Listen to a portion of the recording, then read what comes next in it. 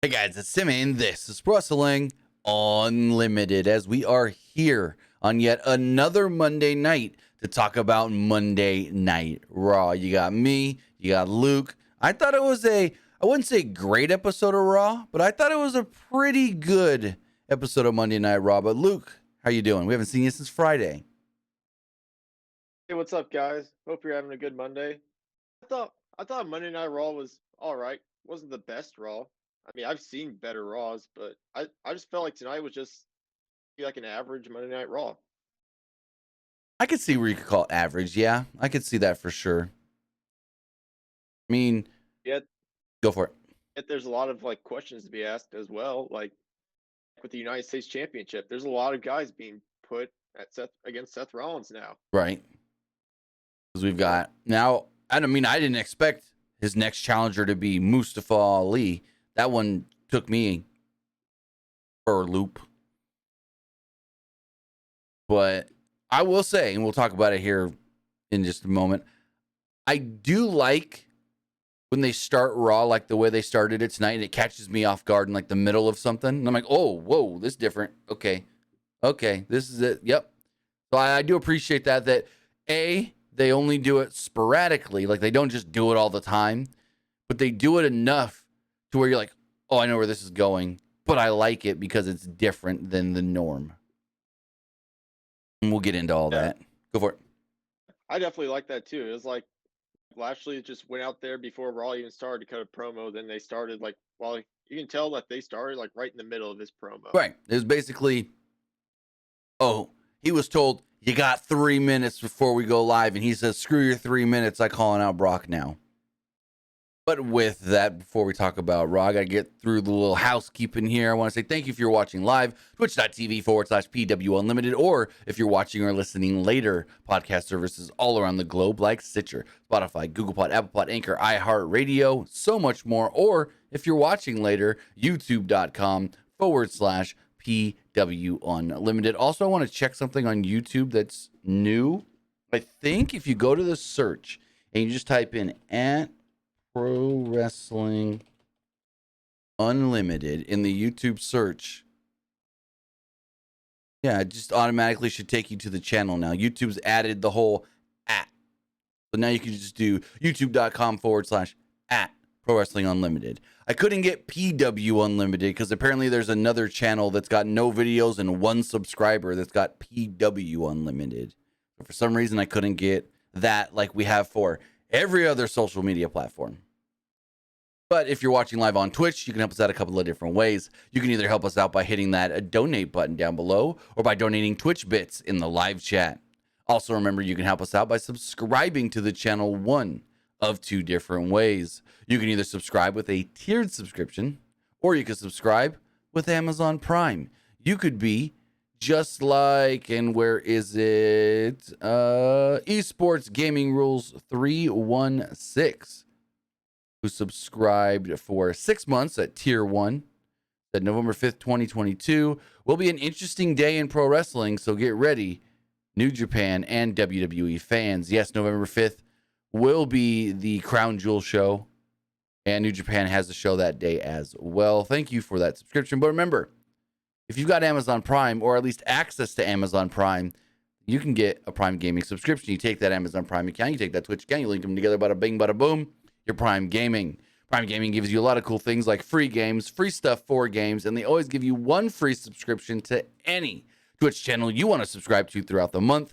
And I greatly appreciate it if you did right here, Pro Wrestling Unlimited.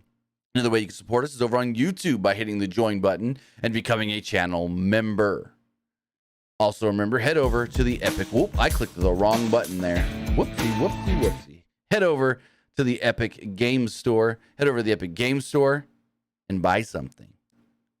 Whether you're buying a new game, whether you're buying an old game, whether you're claiming one of the free games or getting bucks for Rocket League, Fall Guys, Fortnite, or Rumbleverse, use our code right here, right down here, PW Unlimited at checkout.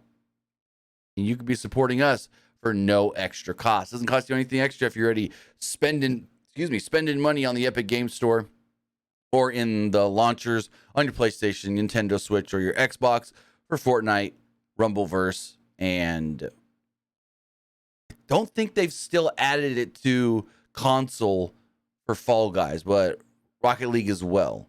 I'm gonna have to check. I haven't played Fall Guys on my PlayStation in a while, but maybe they have integrated that, the whole store code thing, but we'll see. But with that, we got Monday Night Raw to talk about that was interesting and actually did build a little to Crown Jewel. I expected more build to Crown Jewel, but hey, at least we got some stuff. And we got whatever that new gear is for Baron Corbin, because that's something that stuck out to me. What the hell was he wearing? But as we already alluded to, the show kicked off with Bobby Lashley in mid-promo. Basically, he was in the ring, didn't want to wait for the show to start, and was like, yeah. Come on, Brock Lesnar. Get your booty out here. Also, give me 1 second to... Never mind. So he said, get out here.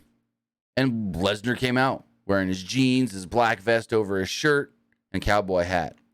Lesnar took the fight right to Lashley and drove him hard into the ring post. Lashley responded by shoving Lesnar into the post before spearing him through the barricade. Officials, security, and a bunch of wrestlers like Cedric Alexander, Shelton Benjamin, Chad Gable, Otis, Akira Tozawa, and Mustafa Ali all came out to try and break it up and pull Bobby off of Brock. They actually pulled him quarter of the way up the ramp, I would say, up the entrance area, before he said, screw this, ran the opposite direction, and tackled Brock again. He looked like he tried to, football tackle him up and onto the announce table. You can tell by the way Bobby went up and down really quickly. He was supposed to break the table, and the table didn't break. They just went over the table. So then Bobby said, screw this. I'll just put you through the table. We'll break the table anyway. Spine buster. Crowd starts chanting for Bobby. They're going crazy. We're 6 minutes into this show, and it's a hot open. I'm going to say right now, this is a very hot open to this show. I thoroughly enjoyed it. Luke, what'd you think? Yeah, I definitely enjoyed it as well. They're doing a good job with building towards Bobby versus Brock. I would assume they do it at Crown Jewel. Yeah, I would too. Not, it would probably just be War Games, but it would probably make more sense for Crown Jewel. Yeah, I think it would make more sense to do it in Crown Jewel than Survivor Series, but there's also the backstory that some people may have forgotten, that Bobby's beaten Brock. Bobby's beaten Brock. And so Brock never forgot. That's the thing we're supposed to think of. Brock never forgot. With the help of Roman, though. Hey, a win's a win. That's how I see it. A win's a win. Because, I mean, how many wins has Roman Reigns had to retain his belt that didn't have help? 1? 2? Most of Roman's successful title defenses are all with help. Announcers ran down the card for tonight's show as the Good Brothers came out. Well, technically they're the OC, but Corey Graves once or twice did refer to them as the Good Brothers. He says something like, you never partied until you party with the Good Brothers, or something like that. But they are the OC. It said it in their entrance, in case anyone cares about all that. I mean, they're Gallows and Anderson. They did take on the Alpha Academy, Chad Gable and Otis, and I enjoyed this match. Match went almost 8.5 minutes. Gable and Otis got the heat on Anderson early as we went to a commercial break about 2 minutes in. Gallows eventually got the tag after the break and took out everybody. He took out Otis outside the ring as Gable put Anderson in an ankle lock in the ring, though. Anderson slipped out and hit a spine buster before they hit the Magic Killer and picked up the victory. So this was a fun match. I really enjoyed it, and it was a good little win for Gallows and Anderson, their first match back in WWE. Yeah, it was definitely a good match. I mean, just try and make them strong and try and make them look like, hey, we're back. We don't forget how good they were Right. when they were in WWE. They're just trying to make them even strong. They're probably gonna make them even stronger to go up against Judgment Day. And I feel like Gallows specifically has gotten in better shape, not just since we last saw him in WWE, but since their AEW run. He looks like he's gotten in more, I wouldn't call him fat before or anything, but you can see he's toned. His body's more toned. That's what I noticed tonight. Because I really didn't watch much of their Impact stuff. I honestly don't really watch much Impact. But since last time we saw him in AEW to now, looks like Gallows has been, like, for lack of better terms, working out and working on his body. I mean, I watched a little bit of their Impact, not a whole lot. I mean, I did watch a little bit of their stuff that they did with the Briscoes. Right. I did see that match. Yeah. But then after the match, we got the OC in the ring. They're going for the Too Sweet, and out comes Judgment Day. And Finn actually makes fun of them doing the Too Sweet. He's like, it's too sweet. Too sweet. Too sweet. Too sweet. Too sweet. Hey. We all know where that came from, and it wasn't you. Also, we know that this little club that you guys are in, I created that. So thank you. You're welcome. Something like that is what he said. Balor also called it a stupid little club at one point. Balor said that he could end them just as easily as he started them. He then challenged them to a 6-man tag team match and said, but we ain't doing it here tonight. We'll do it in Crown Jewel.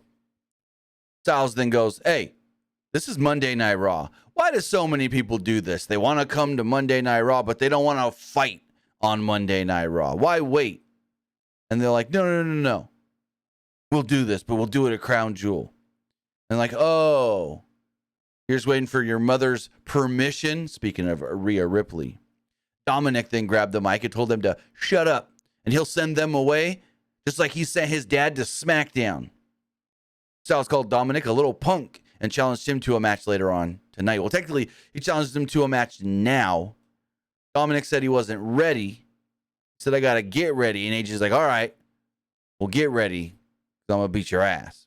Styles wanted to... Dominic said that he'd be ready in, quote, an hour or so. I thought that was a really funny line. He's like, I'll be ready in an hour or so. I actually laughed at that line.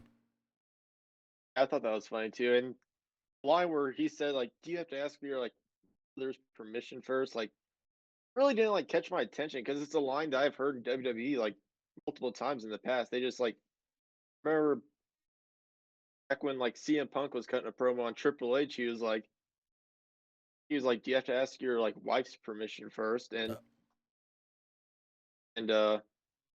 he was like John Moxley back when he was Dean Ambrose. He did the same thing Triple H and said, you have to ask for your father-in-law's permission first. Right. I like go for it. I just kind of felt like they're kind of repeating the same line that someone else said in the past. True, but it's not like they do it that often, and it worked. Plus, the Triple H CM Punk, I think it was Triple H to CM Punk, that one always makes me laugh because he always asks, oh, you got to ask Stephanie to get your balls out of her purse? Oh, that one always made me laugh. Moving forward, out came Seth freaking Rollins. He made his way out to the ring. Crowd sang his song. And then I liked what Seth actually said here. Because at first he's like, I'm going to defend my title tonight against Matt Riddle. And when he said Matt Riddle, they started chanting, you tapped out. And Seth literally just goes, well, yeah, I tapped out for a real good reason. Strategically, it was the right thing for me to do. Because if I wouldn't have tapped out when I did, and if I would have stayed in that hold, then, well, I could have got hurt, jeopardizing my U.S. title opportunity 2 days later. So I tapped out and thought of that. Basically, he said, I thought that it was better for me to take the loss to Riddle than actually possibly get hurt and not actually be able to do the match against Lashley for the title. So that's smart. And I really enjoyed the way that he said that. The whole, yeah, I can lose to Riddle. It means nothing. But if I get hurt and can't get the U.S. title match, well, that means everything. Mustafa Ali would then interrupt. He congratulated Seth on winning the title, but wondered why he didn't shout out Lesnar for the assist. Then we got a weird line here. Ali goes, well, I was supposed to be the next in line. The old champion, Bobby Lashley, told me that I would get the next shot. And that's not actually how it went down. Basically, he asked for a shot. Bobby said, I'll give you a match. And I was always under the impression that it was, if you can beat Bobby, then you'll get a shot at the title. Well, what happened? You lost to Bobby. Bobby never said he'll give you a title shot. He just gave you an opportunity to face him and then possibly earn a title shot against him. So that line didn't fit with me continuity-wise because it wasn't correct in how they did it. Ali then challenged Seth. Go for it. Yeah, I definitely agree with you on that one. Like Ali lost to Bobby. If you lose to the champion, you don't get an opportunity. If you beat him, that's where you get your opportunity. But you lost. Right? It's not like last week on SmackDown they did the 4-way for the Intercontinental title shot. Well, they didn't do one of those on Raw. Last time we saw you, Bucko, you were getting beat by Bobby. So I'm not against Ali challenging Seth because I think that match will be fantastic. But the way they went about it of, I was supposed to be next in line. No, you really weren't because, well, you got beat by Lashley. Rollins admitted that he likes Ali and that he's actually really good in the back for the new talent, teaching them. As Rollins handed out some accomplishments, he suddenly then just decked Ali. Ali fought back, but Rollins launched him into the ring post. It was the fourth time, maybe fifth, somebody went into the ring post in the first hour, less than an hour. I was like, oh, they really used up that ring post tonight. Rollins then just disappeared and left. He's just gone. I'm like, oh, okay, segment over. So then JBL's limo approaches, and Kevin Patrick, who was, I felt a little better tonight than last week, goes, oh, somebody important looks like they're here. Who could it be? And then you have Corey Graves that just goes, is it? Oh my God, can it be? No way. Is it really? Is it? And the whole time we see the horns, we see the license plate that says JBL, but they won't tell us. I think it's JBL. Is that? No, they're like, oh, who is that? And then you got Corey. Is it who I think it is? Could it be? Well, no shit, it's who you think it is. It says it on the front of the freaking limo, dummy. So that was kind of a, You're trying to play dumb and make it more suspenseful than it really is because we all know it's JBL. Moving forward, we had a tag team match, non-title. That went 12 minutes. And I think this is one of the better matches of the night. I think this and the main event were probably the best matches on the show. I really, really like this tag match. And I also, and maybe I'm looking too much into it, liked how multiple times Bayley brought up Candice's old partner, Indy Hartwell. I really like that she kept mentioning that. Go for it. I see you're going to say something. I did like that as well. And maybe it's something where maybe she's teasing that Indy could be joining Damage Control. Because Bayley did say, like, in an interview that she would love to have Indy in Damage Control. Right. I did also see in an interview when Dakota Kai, she was being interviewed by Ryan Satin. Yep. Ryan asked her, like, is there anyone you would like to see in Damage Control? And she said Alba Fire. I saw that as well. I don't really see Alba Fire join Damage Control. I think Indy Hartwell would make more sense.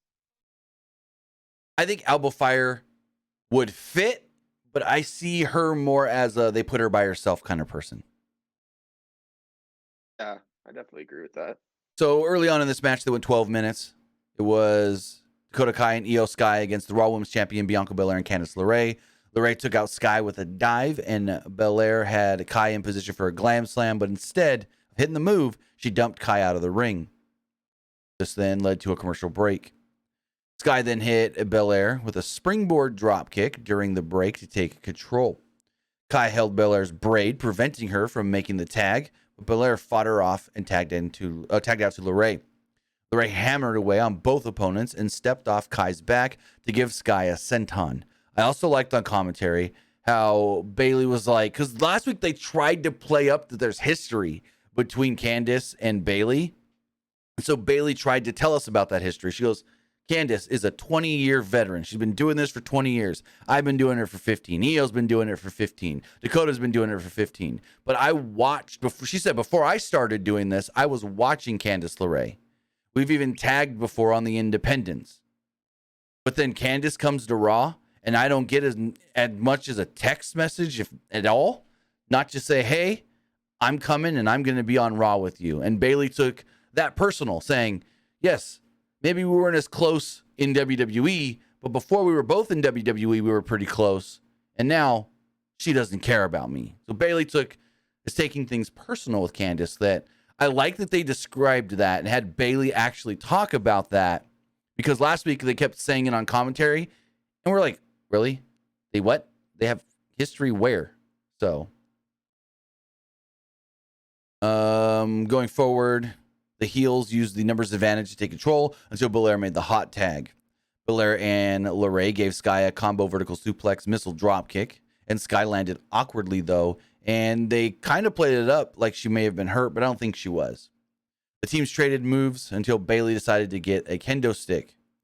Belair tackled her over the announce desk, but that left LeRae all by herself in the ring, so Kai and Sky gave her their double team back suplex combo to pick up the win. Candice gets pinned, and the tag team champions get a big win ahead of their tag team title defense this Friday on SmackDown. Thoughts? Yeah, I'm really glad that they won this match. Hmm? Because if they lost, it'd probably just make them. It's gonna make them look pretty weak against their title match.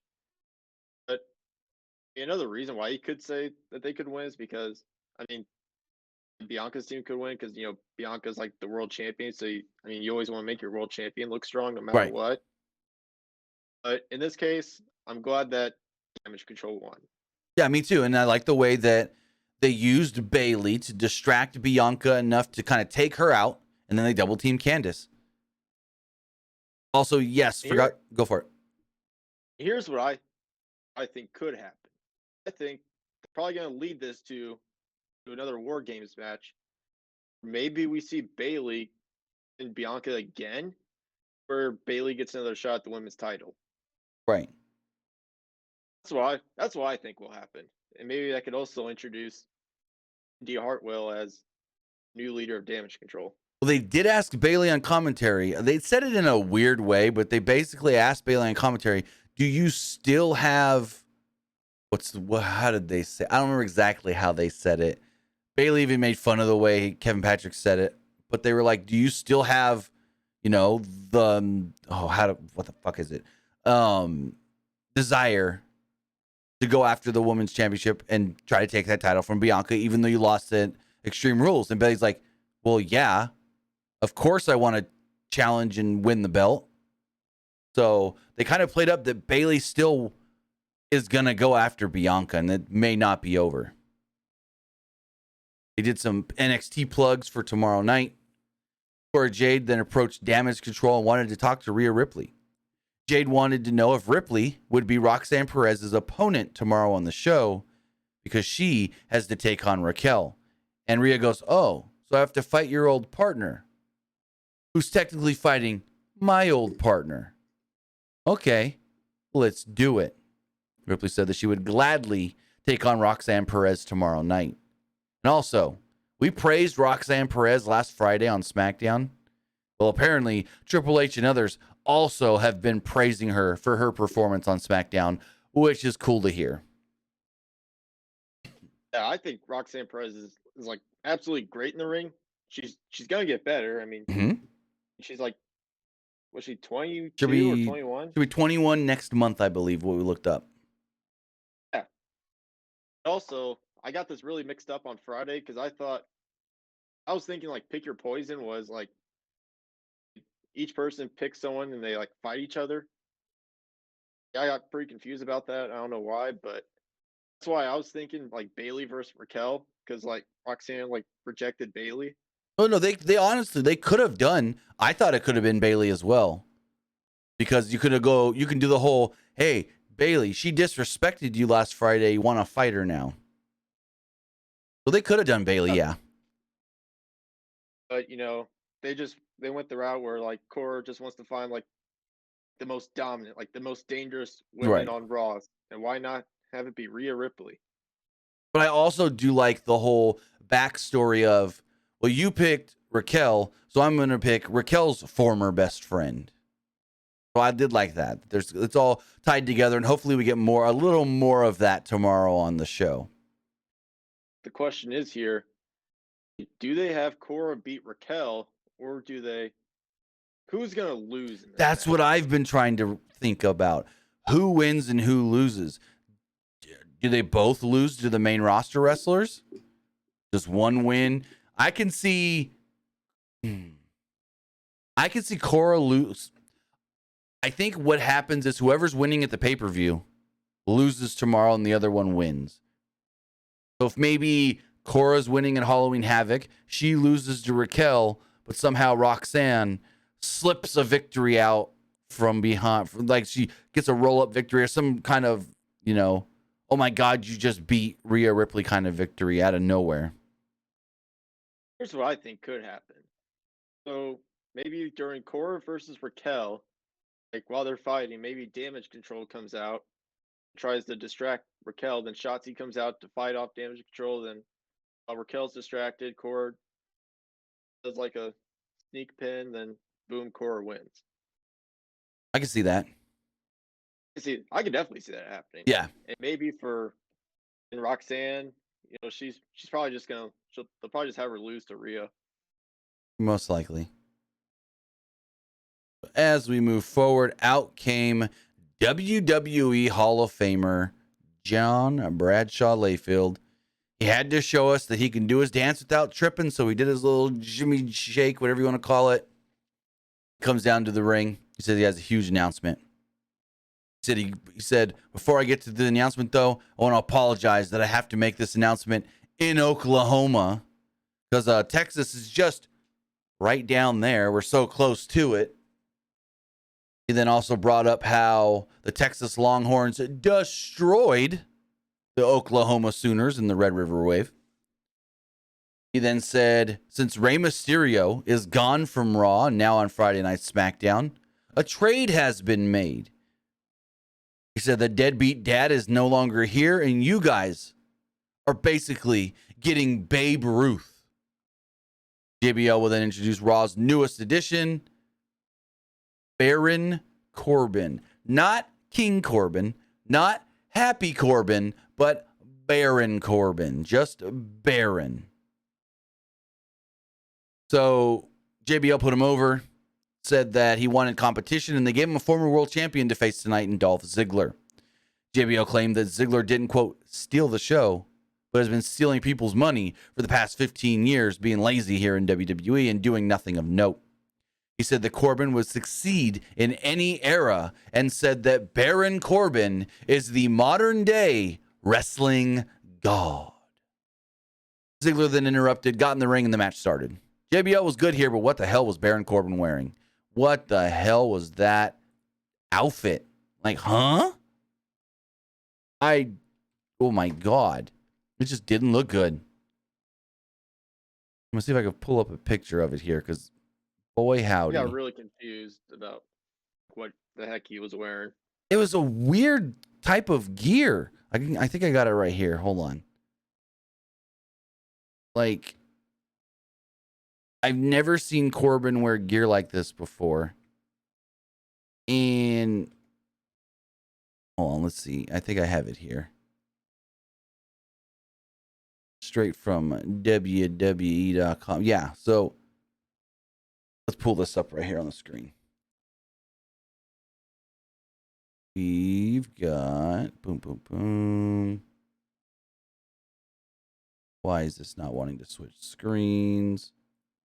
There we go. So we've got this here. WWE.com. And so Corbin comes out, and you think, oh, he's wearing tights with a vest. He's got some sneakers on or whatever. But then he takes the vest off, and it's all one interconnected bodysuit-like thing. Very weird. It just didn't look good. It looks a little better in these photos than it did on TV. Because the colors just looked way different. Like the tan, I guess you can call it, looked more like coffee stain brown. And this logo on TV, I couldn't tell what it was. It just looked like I guess it's supposed to be a C and a B. It looked like a square with a squiggly in it. So, It honestly yeah. looked like one of those generic logos you'd see on the internet. Right? So, it didn't look good at all. I get now, until seeing those photos just now, I couldn't have told you that was a C with a B inside of it. I could have, or a B, yeah, whatever it was. I couldn't tell at all that that's what it was on television. So whoever created that and then put it on the shirt or whatever you want to call it, the top, yeah, you need to go back to school. That's not it. As far as the match does go, match went way longer than it needed to go. It was not all that great. It was an okay match at best. It went 13 and a half minutes. What the hell? I don't know why this match went so long. But as soon as the match started, Kevin Patrick ran down all of Ziggler's accomplishments, and JBL was on commentary. And freaking JBL.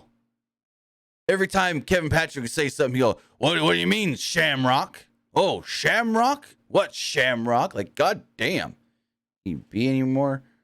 I don't want to say racist, but damn. Because he's from Ireland, you got to call him Shamrock.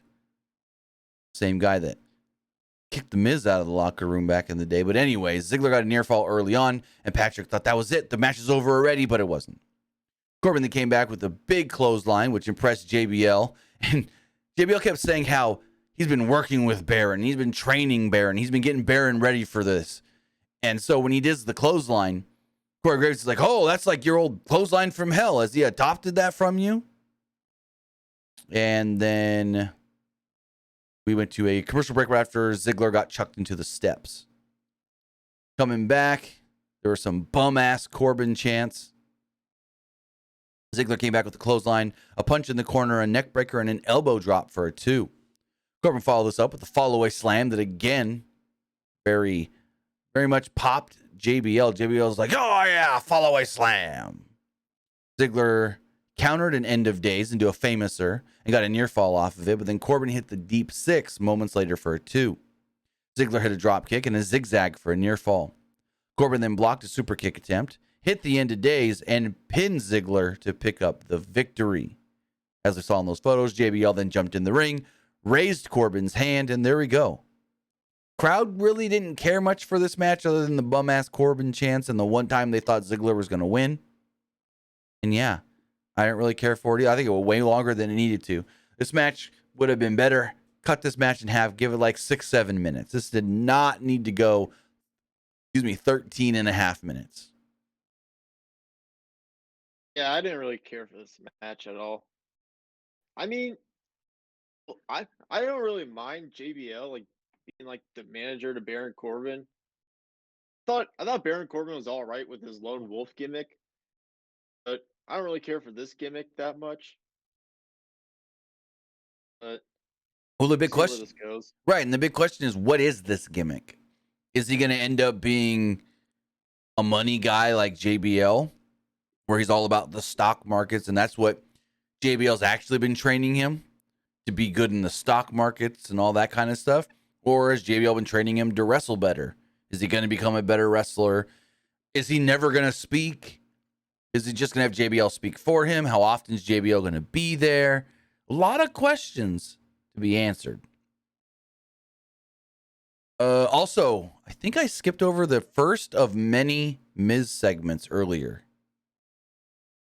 So there was a segment where, yes, it was right after the, I believe it was right after the Ali segment. No. Yes, no. It was right after the Damage Control match. Kathy Kelly interviewed Riddle. He said that he's planning on beating Seth Rollins' ass tonight and becoming the new United States champion. Riddle then saw Ali out of frame and offered him a title match. Said, hey, when I beat Seth tonight, become the United States champion, you're getting the first shot. You're getting the first shot. All of a sudden, you hear someone in the background, my knee. They walk over, and the Miz is laying there. Miz claimed that he was looking over his shoulder for Dexter Lumis and slipped on some water because these janitors or these custodians suck at their job and can't clean up a spill. He claimed that his foot and his ankle were shattered, and maybe his knee was hurt. And then they're like, oh, we'll get you some help. Is there a trainer around here? Anybody seen the trainer? And they walk off. That's what I missed earlier. Then we go to the trainer's room where Miz is whining about his knee. And the trainer goes to check it. He goes, don't touch it. It hurts too much. Byron Saxton then approaches and asks the Miz, you got an update on your status? Can you wrestle tonight? He goes, I don't think I can. I don't think it's going to happen, Byron. And Saxton said that they spoke with the custodial staff and said that they actually saw the Miz pour the water on the ground. And they saw the Miz put the wet floor sign out. And then he said something, and correct me if I'm wrong here. Did Byron Saxton then say, oh, and we checked the records and no one's actually mopped the floor since last night? Did he say that or did I hear it wrong? He definitely said that. Which, now Miz has a case. Even if he spilt water himself, he has a case of, well, these guys didn't do their job for a whole, 24 hours almost? You're not cleaning the floors at all? You've been here all day and you're just going to leave messes? That was a weird line. Oh, and they saw you spill the water and put the wet floor sign out. But we also know that they haven't cleaned anything in 24 hours. Like, what? That was a weird line. Miz was then offended that he was being accused of staging this and not really being hurt. We then hear from a distance, well, outside the trainer's room, oh my God, is that Dexter Lumis? And Miz jumps off the table, all fine and dandy. We learned that it was Johnny Gargano.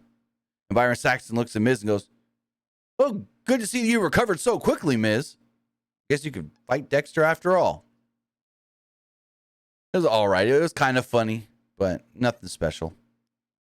Then MVP and Omos, this again was nothing special. Basically said that they're coming after Braun Strowman and they'll be on SmackDown this Friday to take out so Omos can look down on the monster of all monsters. They say that Omos doesn't fear him. We then see Cameron Grimes. He approaches Styles in the OC. Grimes said that he's having some trouble in NXT and wanted to see if he could find some tag team partners for tomorrow night. Gallows knew that Grimes had money and got excited, but Styles warned him, hey, all he's got is crypto money. Which, that's not true. He won I don't know if they have said it on camera, but he won his money with the AMC and GameStop stocks. That's where he actually, that's a real thing. The whole Cameron Grimes has got money. He actually won big. Well, not won big, but he actually scored big on, I think it was AMC stock. Maybe a little GameStop, but AMC for sure. Anyways, Gallows is like, oh, you need partners? Well, we'll come for a fee. So yeah, we'll do it. And then AJ's like, what are you guys doing? He's like, hey, any way for us to get paid? And Grimes is like, sure, yeah, let's do it. So that'll be cool. Cameron Grimes teaming up with Gallows and Anderson tomorrow on NXT. They're just padding that show with main roster people because they're going up against AEW and a baseball game. I think it'll be cool as well. I mean, I didn't expect it to be Gallows and Anderson. No, not at all. Team I thought would have been cool with Cameron Grimes would be the Street Profits. Mm-hmm. I thought that was exactly what I was thinking as well. They replayed the Bray Wyatt segment from last week's SmackDown.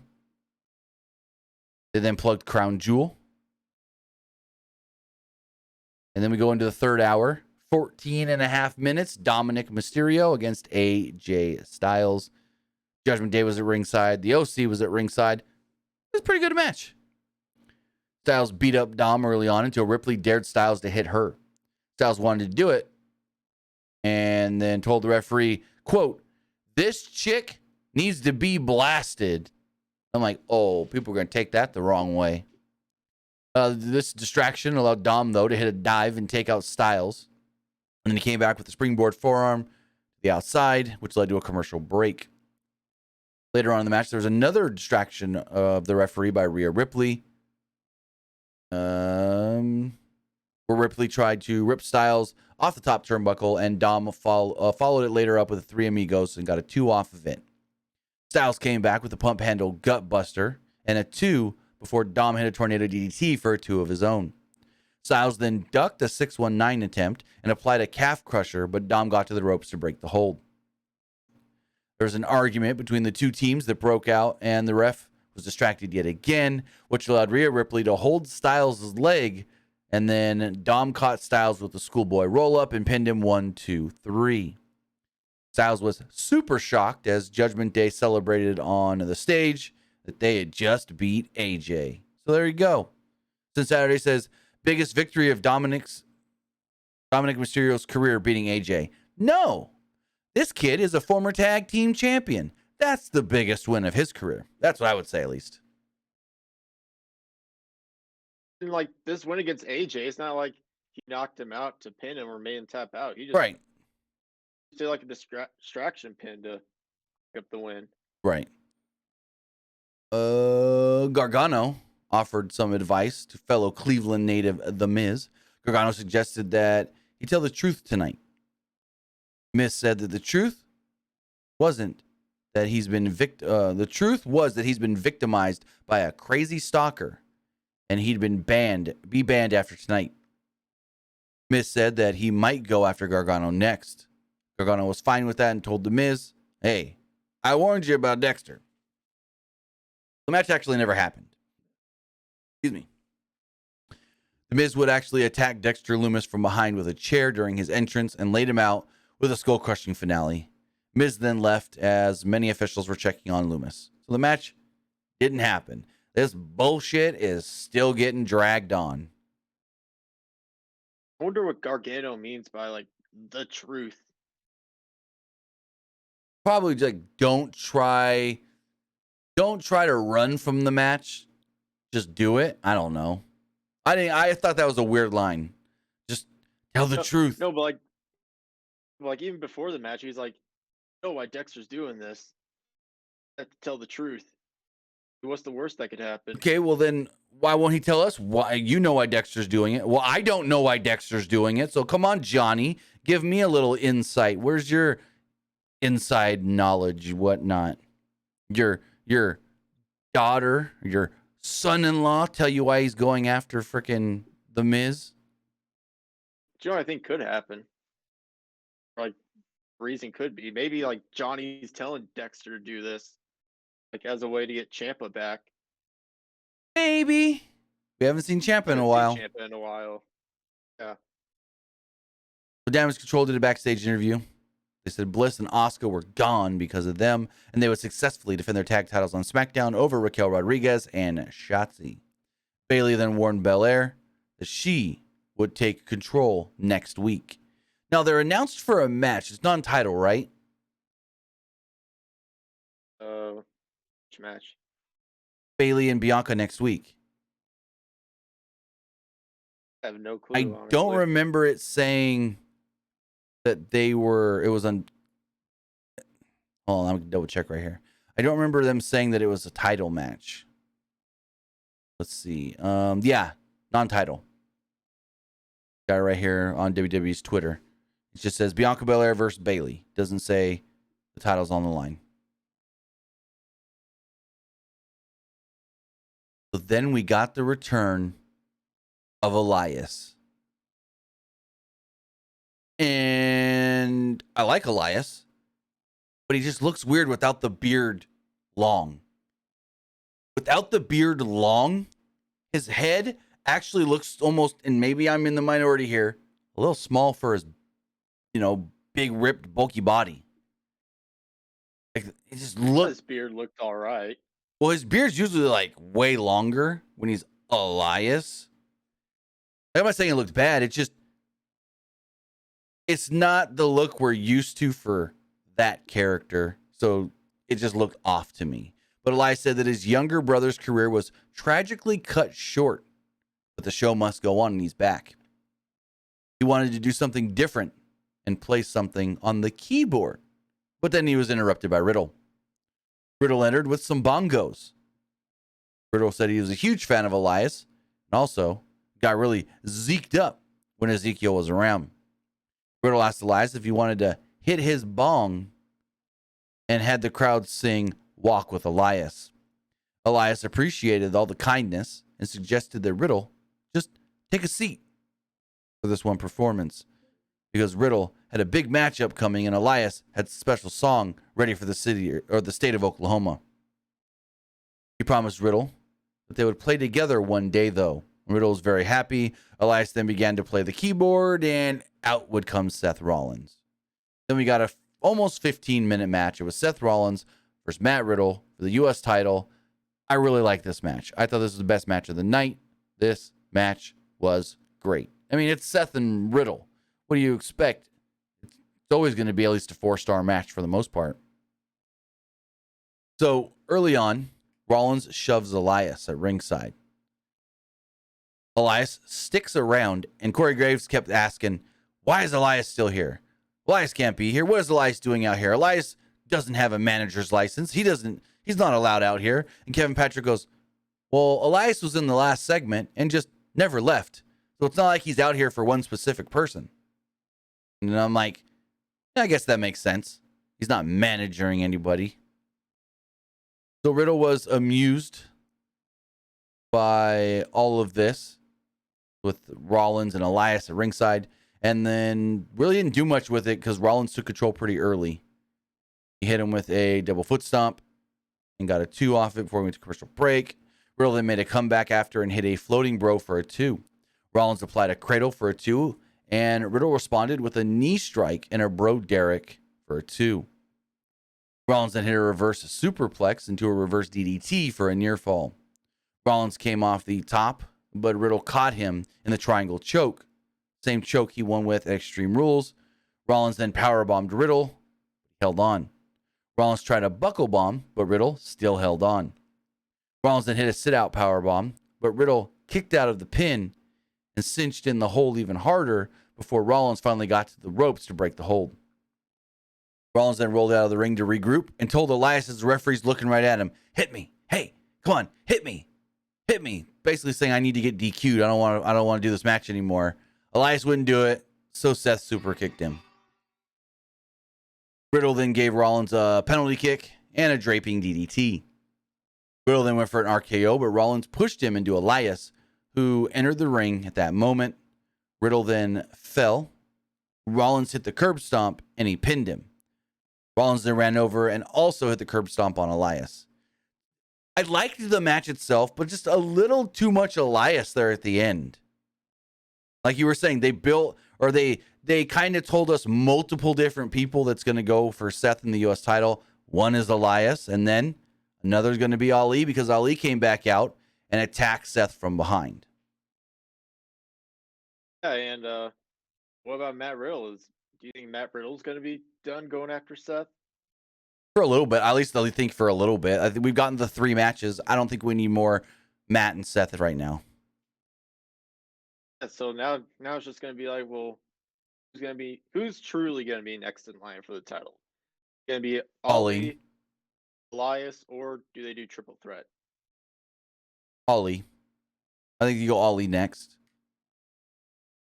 So Ali and Rollins, fighting at ringside. Ali got the best of it before dumping Rollins into the crowd. Ali then warned Rollins, quote, I am a problem. I am your problem. Rollins then held up his title belt as the show ended because the referee so Rollins got dumped into the crowd and then ran away through the crowd. The ref literally ran all the way to where Seth was in the crowd just to give him the belt. So he got that shot at the end of the show. Overall, that was a pretty good show. Could have been better as far as building up to Crown Jewel. Only got 1 more match announced, and we've got, 2 more Raws? Yeah, 2 more Raws, and that's it. Like, what? Come on. I would assume the next match would just be they announced would be Bobby versus Brock. I'm surprised that wasn't already announced tonight, honestly. That would have been an easy match to announce after the big brawl at the start of the show. Especially since we didn't see either of them again. You could have been like, hey, both men were escorted out of the building, but guess what? They're going to fight at Crown Jewel. Yeah. And we'll probably also get Gunther versus Ray at Crown Jewel as well. Yeah, because Ray's the number 1 contender. They'll probably just announce that on SmackDown. Hopefully we get that at Crown Jewel and not just on SmackDown, because if you remember, Um, when Shame, I don't know why I can't speak right now. Sheamus was getting an IC title match. Instead of doing it at the pay-per-view Extreme Rules, they did it on SmackDown and then did the 6-man. So I don't know. Wait. Someone says they did announce it. When? Bobby and Brock? When? Hold on. They did announce it. Okay. They announced it on maybe I missed it on Raw, but it's right here on social media. It was announced right at the top of the final hour. Brock Lesnar versus Bobby Lashley at Crown Jewel. Okay. Well, we missed it then.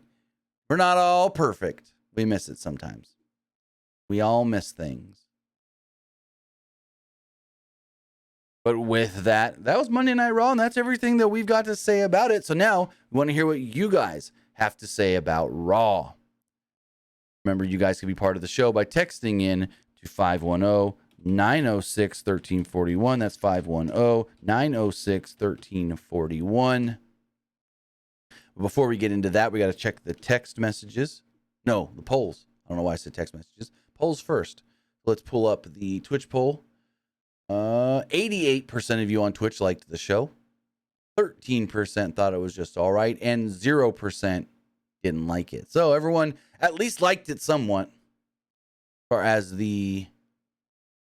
far as the Twitter poll does go. 52% liked the show. 36% thought it was just all right, and 10% did not like it. And finally, the YouTube poll, 73% liked the show, 21% thought it was just all right, and 5% didn't like it. Or some of the comments, his person said, great show, loved it. Person said, I like it. I give it a 2 sweet. The person said, I like the show. Also, I don't know if I mentioned it. Triple H was not there tonight. I don't know when he found out, but Triple H got COVID. So he's not there. I learned about this. Let's see. When did I learn about it? When everyone else started tweeting about it. It was about 11 a.m. Pacific is when the word first came out that Triple H has got COVID.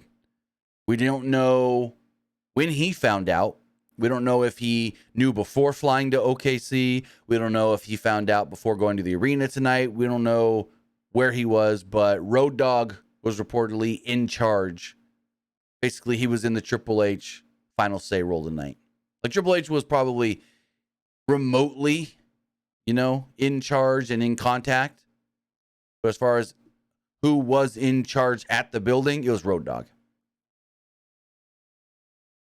And as far as the text messages do go, thought I had those up, but it froze and I have to reload them. First text message here does state. Do you see Alba Fire winning the NXT Women's Championship at Halloween Havoc? Well, we'll talk about that later this week. First it says, I think WWE should only do 8 pay-per-views a year. SummerSlam, Money in the Bank, Survivor Series, WrestleMania, Royal Rumble, Crown Jewel, Elimination Chamber, Clash of the Castle, and special edition episodes of Raw and SmackDown. Well, I know there's going to be, so according to Brian Alvarez of F4W Online, he said that going into next year, WWE may make a number of changes to their pay-per-view lineup as far as less gimmick-related shows and a few more international shows because A, the Saudi shows make them a lot of money because they're getting paid by the Saudi government, but B, Clash of the Castle was a raging success. First it says, how much build-up do you think the OC needs before they challenge the Bloodline? Also, do you see Cody beating Seth for the U.S. title? I don't think Seth is still the U.S. champ by the time Cody comes back, to be honest. And then I also think if Cody comes back in January, he should win the Rumble and not even worry about the U.S. title. Just want to go after Roman at WrestleMania. As far as the OC against the Bloodline, you can do that in December. You could build up the OC, AJ, and Gallows and Anderson over the next month and a half. And then on a big show in December, you can do the 6-man tag, which then maybe could lead to AJ challenging Roman at Royal Rumble. Maybe December, January timeframe leading into Rumble. I like that idea. I mean, Roman You just gave needs. WWE We'll go for just it. gave WWE an idea right there. Right? Roman needs opponents. But would Roman just do it? Well, I guess he would because we've seen it on SmackDown. A random 6-man on a SmackDown or a Raw. He has. Person says, what do you see Dominic doing to eventually get Ray to agree to a match with him?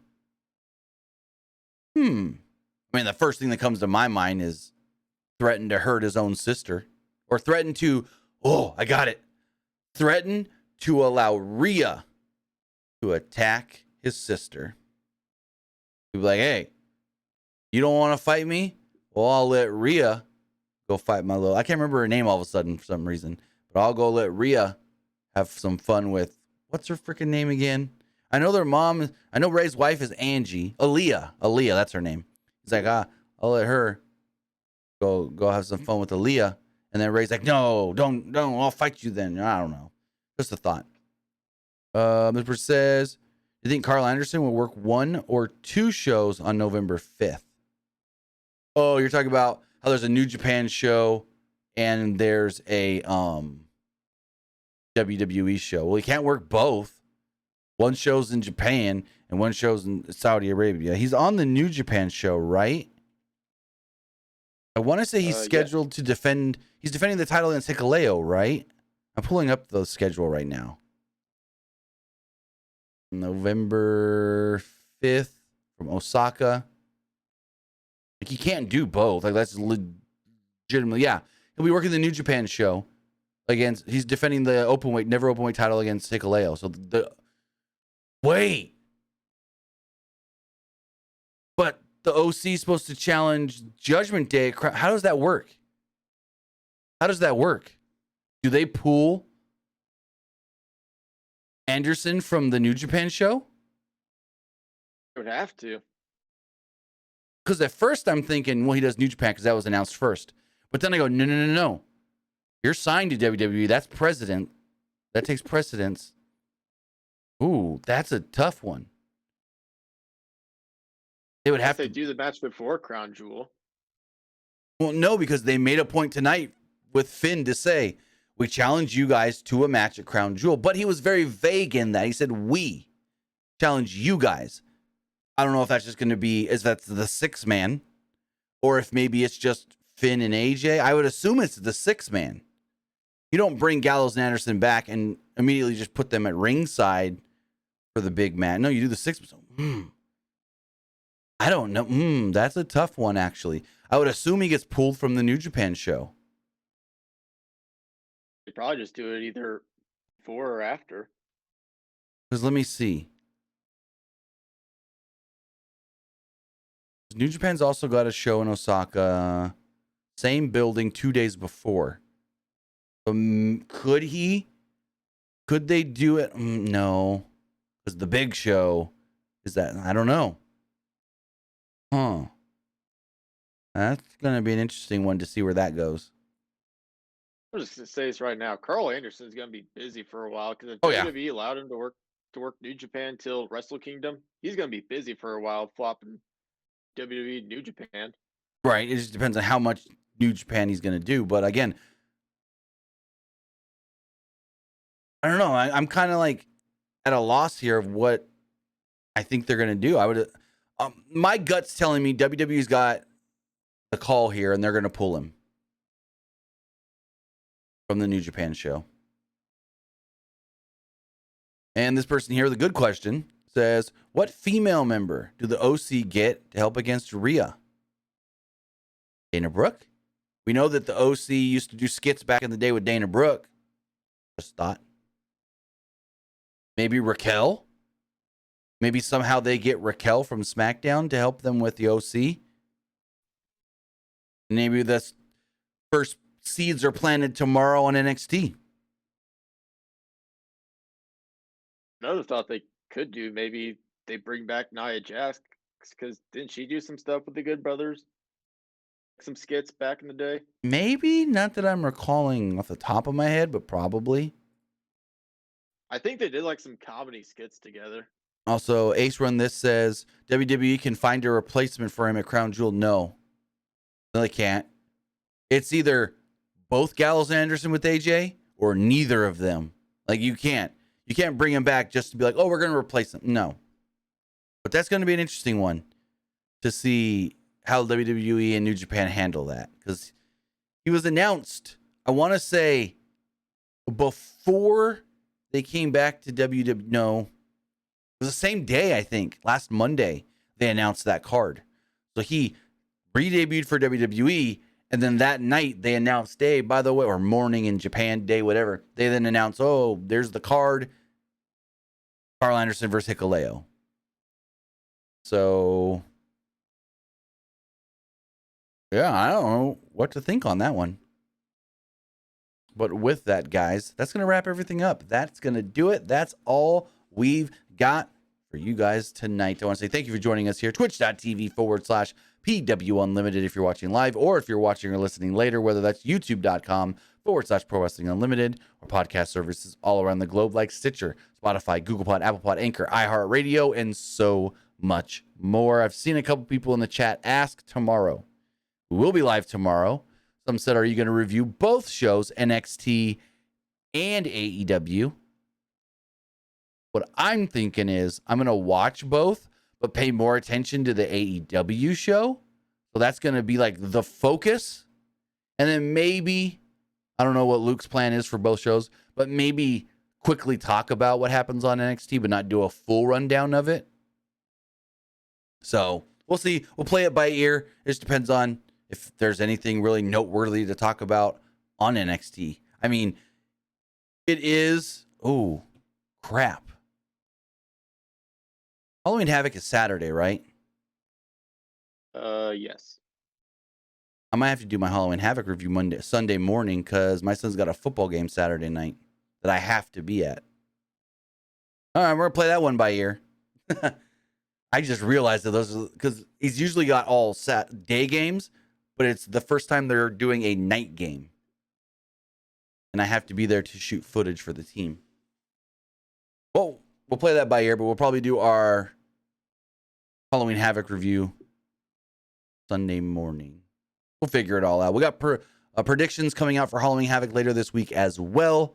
Keep an eye on those on the channel, youtube.com/Pro Wrestling Unlimited. So with that, guys, have a great rest of your Monday. Have a great rest of your week.